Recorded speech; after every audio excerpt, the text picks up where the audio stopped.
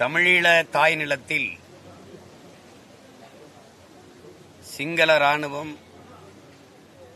நூற்றுக்கணக்கான மக்களை கொன்று குவித்துக் கொண்டிருந்த இந்த கொடிய வேளையில் இலங்கை கிரிக்கெட் அணி தமிழ்நாட்டிற்கு விளையாட வருகிறது என்கிற செய்தியை அறிந்து என் இன மக்களை கொன்று குவித்த சிங்களர்களுக்கு என் தாய் நிலத்தில் கொண்டாட்டமா என்கிற கோபத்தில் 22 வயது இளைய மகன் தன்னுடைய கோபத்தை வெளிக்காட்டி இதை எப்படியாவது அந்த கொடுஞ்செயலை தடுத்து நிறுத்த வேண்டும் என்கிற அந்த வெறியில் தன் உடம்பிலே மண்ணெண்ணெயை கொட்டி தீமூட்டி கொண்டவன் தம்பி அப்துல் ரவுப் அவர்கள். ஒரு துண்டறிக்கையை அவனே எழுதி அச்சிட்டு உடலிலே எண்ணெயை கொட்டுகிற போது துண்டறிக்கையை ஏந்தி நிற்கிற கையை எரிந்து விடக்கூடாது என்பதற்காக கையை தவிர மற்ற பகுதிகளில் எண்ணெயை கொட்டி எரிய விட்டவன். அந்த உணர்வு அவனுக்கு எப்படி வந்ததென்றால், இளம் வயதிலே சிறு பிள்ளையாக இருக்கும்போதே தன் தாய் அங்கே இருக்கிற ஈழ உறவுகள் தங்க வைக்கப்பட்டிருந்த அகதிகள் முகாமிற்கு அடிக்கடி சென்று உணவுப் பொருள்கள் உடைகள் கொடுத்து உதவும் போது கூட சென்றவன் அந்த உணர்வை தனக்குள் உள்வாங்கிக் கொண்டு தன் இன மக்கள் கொன்று வைக்கப்படுவதை சகிக்க முடியாத கோப உணர்ச்சியில் தன்னுடைய இன்னுயிரை ஈகம் செய்தான். அவன் முத்துக்குமாருக்கு, தங்கை செங்கொடிக்கு, தம்பி விக்னேஷுக்கு மூத்த நெருப்பு. இன்றைக்கு அவனுடைய ஈகத்தை மறந்து கடந்து இந்த மண்ணின் மக்கள் போய்கொண்டிருந்தாலும் தன்மானமிக்க தமிழ் பிள்ளைகள் அந்த மகத்தான வீரனினுடைய ஈகத்தை மறக்காமல், குறிப்பாக நாம் தமிழர் கட்சி தன்னுடைய மாணவர் பாசறையிலே அவனை ஒரு குறியீடாக ஏந்தி இன்னைக்கு களத்திலே நிற்கிறார்கள். அந்த ஈடு இணையற்ற ஈகை தமிழனுக்கு நாம் தமிழர் கட்சி தன்னுடைய புகழ் வணக்கத்தை செலுத்துகிறது.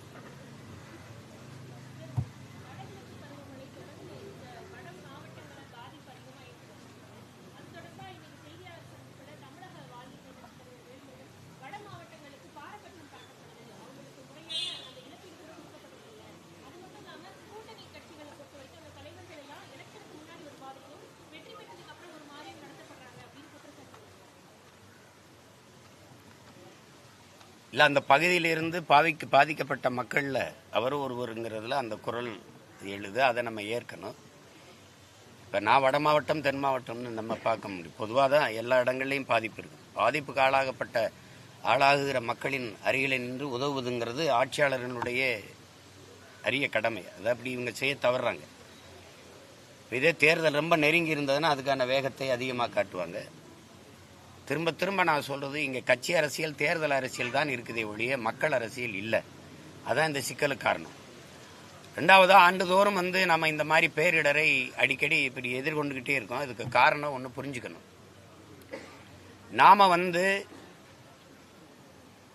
பருவநிலை மாறி போய்விட்டது, புவி வெப்பமாகிவிட்டது என்று நாம் சொல்லிட்டு இருக்கோம். அது பருவநிலை மாறியது அதுவா மாறல, நம்ம மாத்திட்டோம். புவி வெப்பமாகிறதுக்கு காரணம் நாம் தான். இத்தனை கோடி ஆண்டுகள் இல்லாது இப்போ திடீர்னு புவி வெப்பமாகுதுன்னா காரணம் என்னன்னு யோசிக்கணும். புவி வெப்பமாகிறது தடுக்க வழி என்ன? அது ஒரு பெரிய வரலாறு. அது ஏன் வெப்பமாகுதுங்கிறது பேசுறது இது இடம் இல்லை. உங்களுக்கு வெயில் அடிச்சா நீங்க ஒரு கொடை பிடிக்கிறீங்க. பூமி தாய்க்கு வெயில் அடிச்சா ஒரு கொடை பிடிக்கணும். அவளுக்கு ஒரு பச்சை கொடை பிடிக்கணும். அந்த கொடை மரம்தான். மரங்கள் வளர்ப்பதை தவிர புவி வெப்பமாவதை, பருவநிலை மாறுவதை தடுக்க முடியாது. புவி வெப்பமாதனால கடலின் நீர்மட்டம் உயருது. இப்போ அடுப்பில் உலைய வச்ச தண்ணியை வச்சு நீரை கொதிக்க வச்சிங்கன்னா கொதிச்சு வர்ற மாதிரி வெப்பம் அதிகமாகும்போது கடல் கொதிச்சு என்ன ஆயிடுது? ஆழி பேரலை, பெரும் புயல், காற்றழுத்தம் இதெல்லாம் வருது. அவன் என்ன சொல்றான்? நீ வெப்பமாகுது, அவனுக்கு கவலைப்படாமல் இருந்தா கடற்கரை ஒட்டி இருக்க 50-60 கிலோமீட்டருக்கு எந்த நகரம் இருக்காது, சாப்பிட்ரும், விழுங்கிரும். இப்போ பருவமழைன்னு ஒன்று இருக்காது. இதை சொல்றதுக்கு ஒரு அறிவியல் அறிஞர் வர்றதில்லை. அனுபவத்திலே எங்கள் அப்பாவே சொல்றாங்க, நம்மால் வரப்பா, நீ பருவமழைன்னு ஒன்று நீ கிடையாது. பெருமழை, புயல் மழை, அடமழை தொடர்ச்சி பெய்யும். இப்ப இந்த காலத்துல மழை பெய்யும்னு நீங்க கணிச்சிட்டு இருந்தீங்க, இப்ப இல்ல. அப்ப திடீர்னு பெய்யுது, திடீர்னு பெய்யுது. புயல் வருங்கிறீங்க, வர மாட்டேங்குது. பள்ளிக்கூட விடுமுறை விட்டீங்கன்னா பெய்ய மாட்டேங்குது, பள்ளிக்கூடம் வச்சிங்கன்னா பெஞ்சு விட்டுருது. நீ என்னடா என்னைய கணிக்கிறதுங்கிறது? இயற்கைக்கு ஒரு கோபம் தங்கச்சி ஒன்று தானே. மது அருந்திட்டவன் நீ உந்த கட்டுப்பாட்டுகளை இருக்க மாட்டான். மதம் பிடிச்ச யானை, வெறி கொண்ட மிருகங்களை உங்களால் கட்டுப்படுத்த முடியுதா? அப்படி இயற்கை தாய்க்கு ஒரு கோபத்தை நீ உண்டு பண்ணிட்டீங்கன்னா வெறி கொண்டுருவா. அப்ப தன் பிள்ளைய யானை எப்படி பாகன்னு பார்க்காம தூக்கி போட்டு மிதிச்சுட்டு போகுதோ அப்படி மிதிச்சுட்டு போயிடுறான். அதுதான் இந்த மாதிரியான பேரிடர்கள். அதை சரி செஞ்சுக்கணும். இல்லைன்னா ஒவ்வொரு ஆண்டு அதிக மழை பொழியுது, வெள்ளம் வருது, சேதம் வருதுன்னா வரதான் செய்யும்.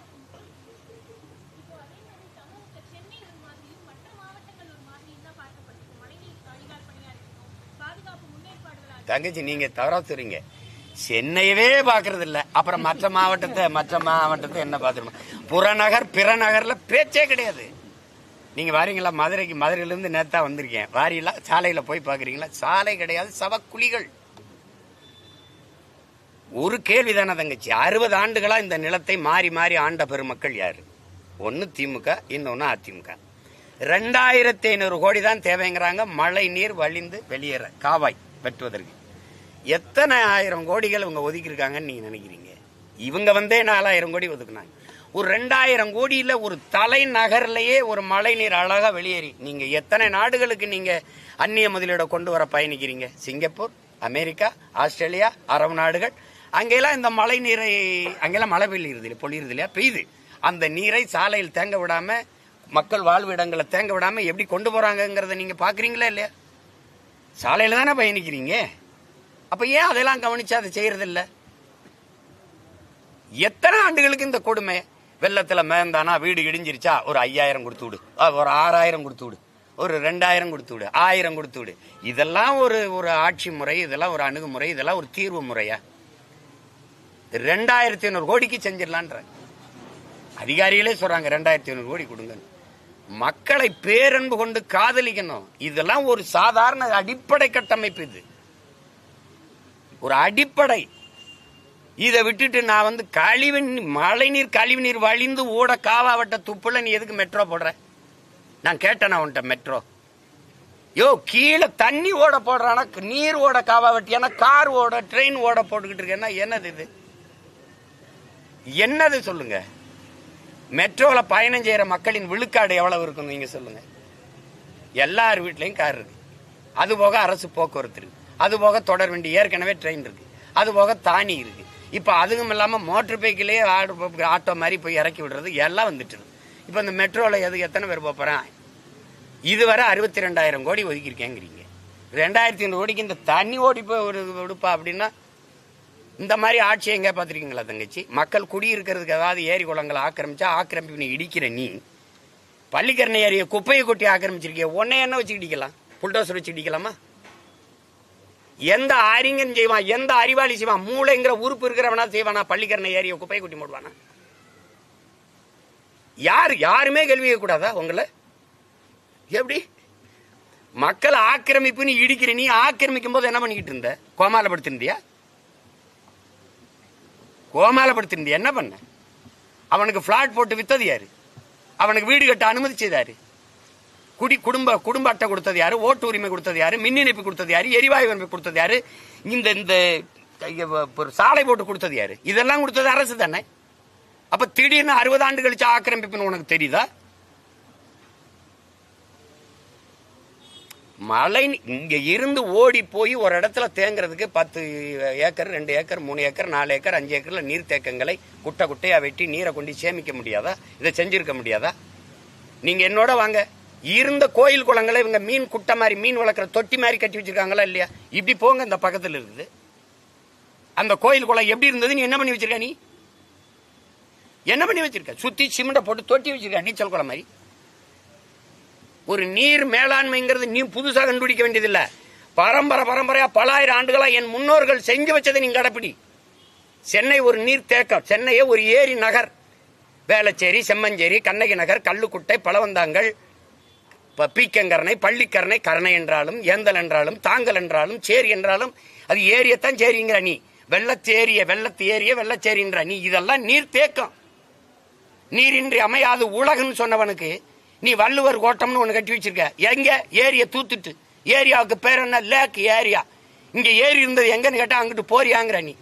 அப்ப ஏரியை தூத்துப்பிட்டு கட்டியிருக்க. இது ஆக்கிரமிப்பு, இதை இடின்னு சொல்ற நீதிமன்றங்கள் எல்லாமே ஏரியில கட்டியிருக்கு. யார் என்கிட்ட பேசுவா? இப்ப நான் கூட ஒரு வழக்கு தொடுக்க போறேன். இந்த நீதிமன்றம் ஏரியில கட்டப்பட்டிருக்கு, இது ஆக்கிரமிப்பு, இடிங்கன்னு உத்தரவு போடுங்கன்னு கேட்க போறேன். திருவள்ளூர்ல ஒரு நீதிமன்றம் இருக்கு தங்கச்சி, அது ஏரியில கட்டப்பட்டிருக்கு. மதுரையில உயர் நீதிமன்ற கிளை இருக்கு, அது ஏரியில கட்டப்பட்டிருக்கு. எப்படி? எம்எம்டிஏ காலனி இருக்குல்ல, எம்எம்டிஏ குடியிருப்பு எதுல கட்டப்பட்டிருக்கு? அரசு அலுவலகங்கள் அத்தனையும் ஏரியில கட்டப்பட்டிருக்கு, நீர் தேக்கங்கள்ல கட்டப்பட்டிருக்கு, பள்ளிக்கரணையில குப்பை கொட்டப்படுது. இதெல்லாம் அப்புறம் தண்ணி தேங்கிருக்கு. நீ நீர் தேங்குற இடத்துல, நீர் ஓடுற இடத்துல நீ வீடை கட்டிடுவ, அப்புறம் அது வீட்டுக்குள்ள தானே வரும். என்னை மாதிரி ரோட்ல நின்று போராட முடியல, அதுக்கு போராடுறதுக்கு ஒரு வழிதான் இருக்கு. வீட்டுக்குள்ள போய் வெள்ளப்பட நாய் எங்குது, அவ்வளவுதான். நீ அது ஓடுற இடத்துல நீ போய் எதுக்கு ஆக்கிரமிப்பு பண்ற? நீர் ஓடுற இடத்துல ரோட போட்டு காரை விட்டோம்னா அதுக்கு வழி இல்லாம வீட்டுக்குள்ள போகுது. மழை நீர் வரும்போது அதை சேமிச்சு வைக்கிறதுக்கு இருக்கா? ஏரி குளங்கள் தூர்வாரப்பட்டு, இப்ப வேல்முருகன் ரத்தம் சொல்லும்போது கூட அந்த ஏரி தூர்வாரப்படலாம், அங்க நீர் தேக்கம் தூந்து போச்சுன்னு. நீங்க எங்க பாட்டனார் கட்டின வீரநாராயண ஏரி 16 கிலோமீட்டர் தங்கச்சி. என் ஊர் ராமேஸ்வரத்துல தலைமன்னாருக்கு 16 கிலோமீட்டர் தான் கடலை. அப்போ ஒரு சின்ன கடலை வெட்டியிருக்காங்க, அதை தூர்வாரின்னு ஏன்டா கடலூர் மிதக்குது? ஆண்டுதோறும் மழை பொழிவு அதிகமா வருது, பள்ள நிலமா இருக்கு, தாழ் நிலமா இருக்கு. அங்க அந்த நீரை கொண்டு அந்த 16 கிலோமீட்டர்ல தேக்குனா அங்கிருந்து பெரு குழாய் மூலமா எனக்கு காவிரி பகுதிக்கு, இந்த தஞ்சை வேளாண்குடி மக்களுக்கு கொண்டு ஊத்திட முடியாதா? காவிரி டெல்டா பகுதிக்கு எதுக்கு நான் கர்நாடகாவில் 150 டிஎம்சிக்கு கையேந்தனும்? 16 கிலோமீட்டர் கடலை வெட்டி வச்சுட்டு போயிருக்கான், அது தூந்து போச்சு. எதையுமே தொலைநோக்கா சிந்திக்கிறது இல்ல, ஆளை பாக்குறது இல்ல. மக்களுக்கு இது ஒவ்வொரு ஆண்டும் தம்பி உதயநிதியே போடுறாப்ல, இது வரும் ஆண்டுதோறும் இந்த பிரச்சனை இருக்க, இந்த சிக்கலை தீர்க்க முடியல, ஒழிக்க முடியாது. ஒழிக்க ஒரே வழிதான், உங்களை ஒழிச்சிடறதா ஒரே வழி. வேற இடம் எப்படி ஒழிக்க முடியும்? ஒரு 5 ஆண்டு என்கிட்ட ஆட்சியை கொடுங்க, இந்த மாதிரி நீர் தேங்குதுன்னா என்ன சொல்லுங்க, இறங்கி போயிடுறேன். ஆட்சி எடுக்க சார் என்னால் முடியலங்க, மன்னிச்சுக்கிறேங்கன்ட்டு வேகமா தோண்டிங்க. ஆட்சிக்கு வந்தோன்னா 4000 கோடி ஒப்பந்தம்ன்றீங்க. தோண்டினீங்க சும்மா சொல்லல, தோண்டினீங்க. என்ன பண்ணீங்க? ராத்திரியில் நாங்கள் தூங்கும்போது மூடிட்டு போயிட்டீங்க. எங்க அந்த காவாயெல்லாம் என்ன இது? இதெல்லாம் இது கொடுமை தங்கச்சி, இதை பேசாதீங்க, கோமாயிரும். வேற ஏதாவது கேளுங்க. அதான் நான் வேடிக்கையா பாக்குறேன். இதை சொல்லுவாங்க, இது வேடிக்கை வினோத நிகழ்ச்சி அப்படின்னு வானொலி தொலைக்காட்சியில் போடுவாங்க. அப்படிதான் அண்ணன் பாக்குறேன். தம்பி, இதெல்லாம் ஒரு அடிப்படையில தேச ஒற்றுமையை சீர்குலைக்கிற ஒரு முயற்சி தான். ஒரே நாடு, ஒரே ரேஷன் கார்டு, ஒரே வரி, ஒரே கல்விக் கொள்கை, ஒரே இப்ப பாருங்க மருத்துவத்தின் தரமைத்து ஒரே சுகாதார திட்டம்ங்கிறாரு. செத்து போன மனைவியை தூக்கிட்டு போக உயிர்காக்க ஊர்தி, அவசர ஊர்தி இல்லாம சைக்கிள் முன்குள்ளுக்கு ஹான்பார்ல கட்டி வச்சுட்டு போயிட்டு இருக்கான், தோல் தூக்கி போயிட்டு இருக்கான். காட்டுல ஆத்தாவுக்கு முடியல, முதல் மகனும் இளைய மகனும் நடுவால ஒரு கட்டையை போட்டு தொட்டியில கட்டி தூக்கிட்டு போயிட்டு ஆஸ்பத்திரிக்கு. என்ன மருத்துவத்தரம் இருக்குது இதுல? நீங்க ஒரே சுகாதார திட்டம், எல்லாம் ஒண்ணு. ஆனா காவிரில இருந்து தண்ணி எனக்கு வராது. எப்படி இருக்கு? ஒரே நாடுன்னா தேசப்பட்டு வந்துருமா? ஒரே தேர்தல், ஒரே வரி, ஒரே ரேஷன் கார்டு, இப்படி போட்டு சட்டத்தை போட்டா எனக்கு தேசப்பட்டு வந்துருமா? தம்பி நீங்க சொல்லுங்க தம்பி. முதல்ல இந்தியா ஒரே நாடா? இந்த கான்செப்டுக்கு வாங்க. ஒரே நாடா? 28 நாடு, 8 ஒன்றிய பிரதேசங்களின் ஐக்கியமா? இதான கேள்வி. India that is Bharat shall be an union of states தானே. மாநிலங்கள் அவைதானே, மாநிலங்களின் அவைதானே. ஆல் இந்தியா ரேடியோ தானே. ரேடியோ இல்லையே, இந்திய ரேடியோ, ஆல் இந்தியா. அப்ப அந்த ஆல் இந்தியா எந்த இந்தியா? இது என் நாடு, அது அவர் நாடு, அவர் நாடு. நாங்கள் தமிழர்கள், அவர்கள் தெலுங்கர்கள், அவர்கள் மலையாளிகள், அவர்கள் கன்னடர்கள், அவர் குஜராத்தி, அவர் பீகாரி, அவர் மராட்டியர், எல்லாரும் சேர்ந்து இந்திய நாட்டின் குடிமக்களாக நாங்கள் ஒருங்கிணைந்து வாழ்றோம். அதனாலதான் அது ஒன்றியம்ங்கிறோம். இது ஒரு ஐக்கியம். அது யுனைடெட் ஸ்டேட் ஆஃப் அமெரிக்கா, அது யுனைடெட் கிங்டம், அது ஐரோப்பிய யூனியன், அது மாதிரி யுனைடெட் ஸ்டேட் ஆஃப் இந்தியா. அது ஸ்டேட்னு வராம யூனியன் ஆஃப் ஸ்டேட்ஸ் மாத்திட்டேன், யூனியன் மாத்தி விட்டேன். அதானே? அப்ப ஒரே நாடு, ஒரே ரேஷன் கார்டு, ஒரே தேர்தல், எப்படி ஒரே தேர்தல் நடத்துவ நீ? இது கேள்வி, தர்க்கத்துக்கு இதை எடுத்து வைக்கணுங்க. அது செய்யறதில்ல. ஒரே தேர்தல் தம்பி, ஒரே தேர்தல். இப்ப நம்ம இப்படி கேட்போம், தமிழ்நாட்டில் 39 தொகுதியும், புதுச்சேரியில 1 தொகுதியும், 40 தொகுதி உள்ளிட்ட ஒரே கட்டத்தில் தேர்தலை நடத்தின பெருமக்கள் நீங்க. வட மாநிலங்கள்ல முழுக்க 13 கட்டம். அசாம்ல அந்த 4 கட்டம், மேற்கு வங்கத்தில் 13, இப்படி ஒவ்வொரு மாநிலத்திலையும் 13 கட்டம், 14 கட்டம், 10 கட்டமா தேர்தலை பிரிச்சு நடத்தினது ஏன்? ஒரே கட்டமா ஒரு தேர்தலை நாடாளுமன்ற தேர்தலை நடத்த முடியாது. நீங்க ஒரே நாடு ஒரே தேர்தல், அதனால வர்ற லாபம் நட்டங்களை, லாபத்தை சொல்லு, மக்களுக்கான நன்மை ஒண்ணு சொல்லுங்க.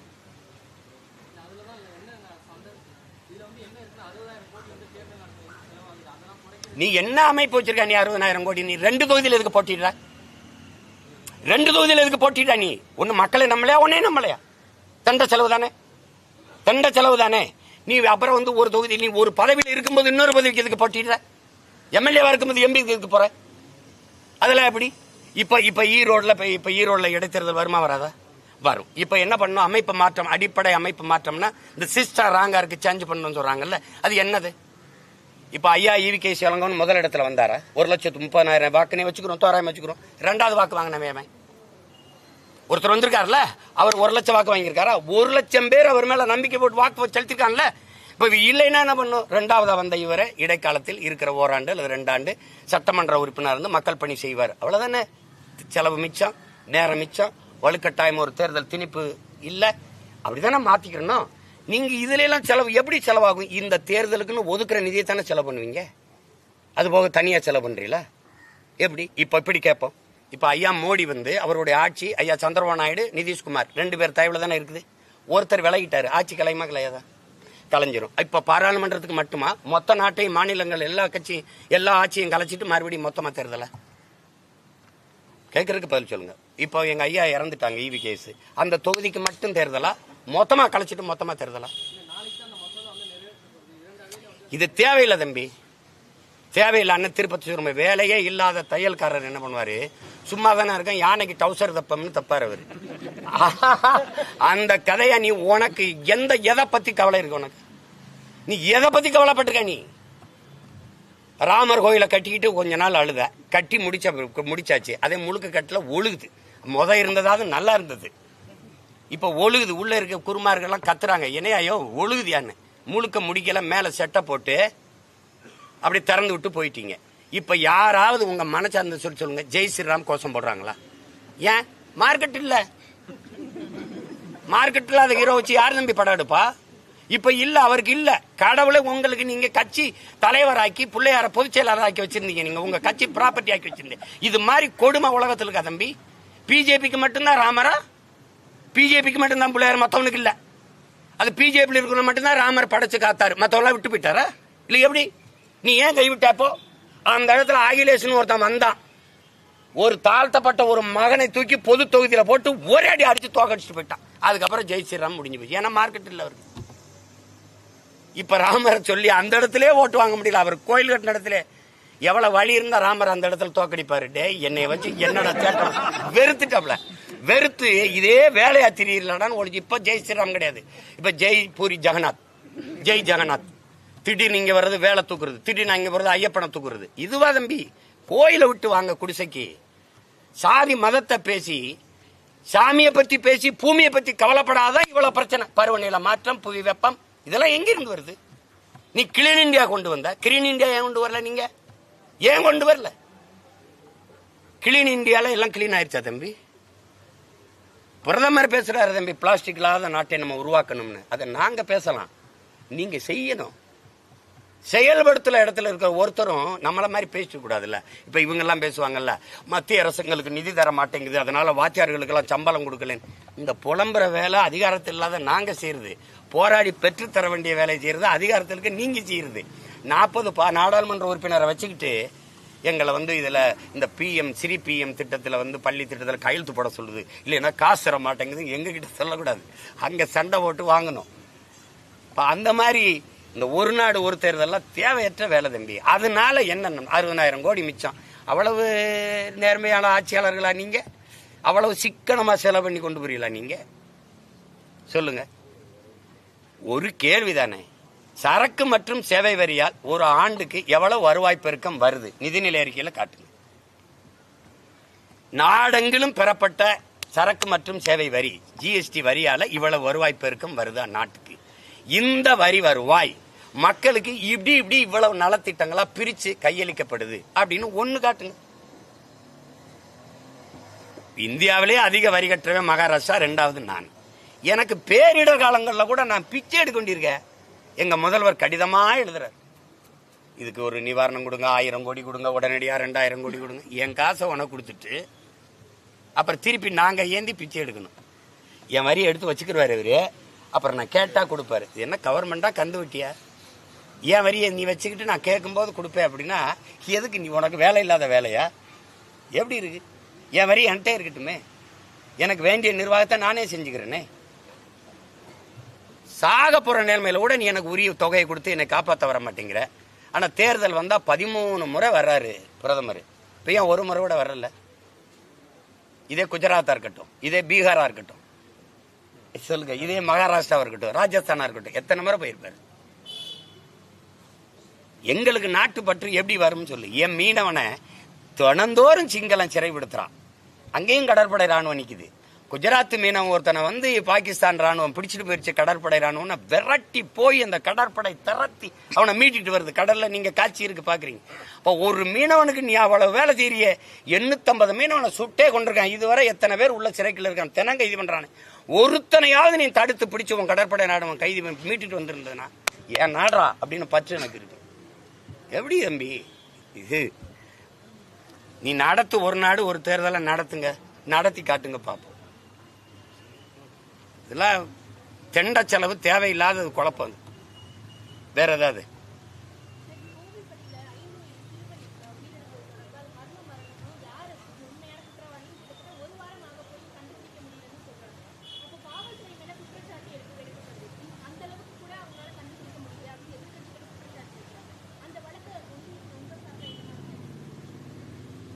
இல்ல முடியல அப்படிங்கறது எப்படி? இப்ப பல வழக்குகள் அப்படித்தான் இருக்குது. இப்ப இது மட்டும் இல்ல, ஒரு 5 வயசு குழந்தைன்னு சொல்றீங்க. இந்த பொள்ளாச்சி இதுல கூட்டு பாலியல் வன்கொடுமை நிகழ்ந்தது, அது என்னாச்சு? தூத்துக்குடி துப்பாக்கி சூட்டுக்கு உடனடியா நீதி வழங்குவீங்க, அது என்னாச்சு? தங்கச்சி ஸ்ரீமதி இறந்ததுக்கு ஒரு தீர்மானம் போட்டு ஒரு நீதிபதிகள் விசாரணை குழு போட்டீங்க, அது என்னாச்சு? இப்படி எல்லாமே கிடப்பில போடப்படும். கொஞ்ச நாள் கழிச்சு நகர்த்தி விடப்படும். அந்த பிரச்சனையிலிருந்து நீங்க அடுத்த ஒரு பிரச்சனை வரும்போது அங்க நகர்ந்துருவீங்க. இப்ப எல்லாரும் என்ன இருந்தாலும் இந்த வெள்ளத்தை பத்தி தான் பேசுவோம். இது வடிஞ்ச பிறகு வேற ஒரு பிரச்சனை வரும், இதை மறந்துடுவோம். இப்ப இது கொஞ்ச நாள் விட்டா இதை மறந்துடுவோம். அப்படி இது கடத்தி விடுறதா தான் இருக்கு. இவ்வளவு பெரிய காவல் கட்டமைப்பால ஒரு கொலையாளியை கண்டுபிடிக்க முடியலையா என்ன?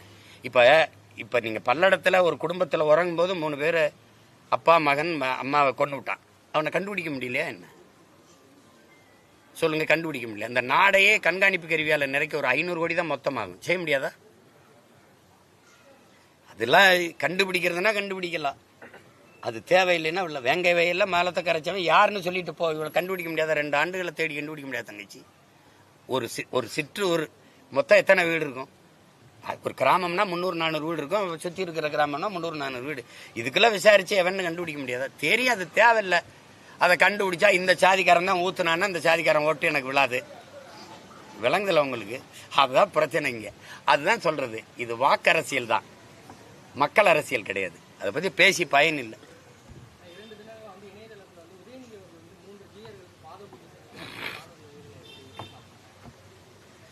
பக்தியா பாக்குறேன்.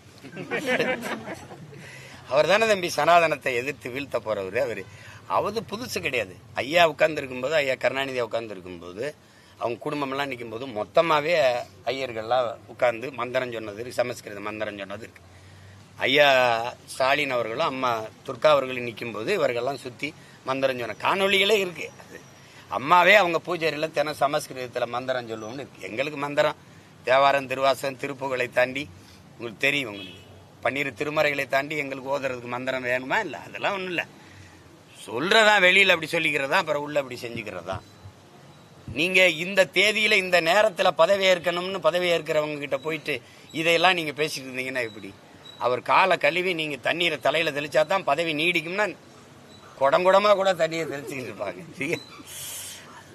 அதை போய் பேசிட்டு இருக்க வேண்டியது இல்லை, விடுங்க. அதை அவர் சனாதனத்தை ஒழிக்க முயற்சி செய்த போது அப்படின்னு நீங்க எடுத்துக்கணும். மகிழ்ச்சி.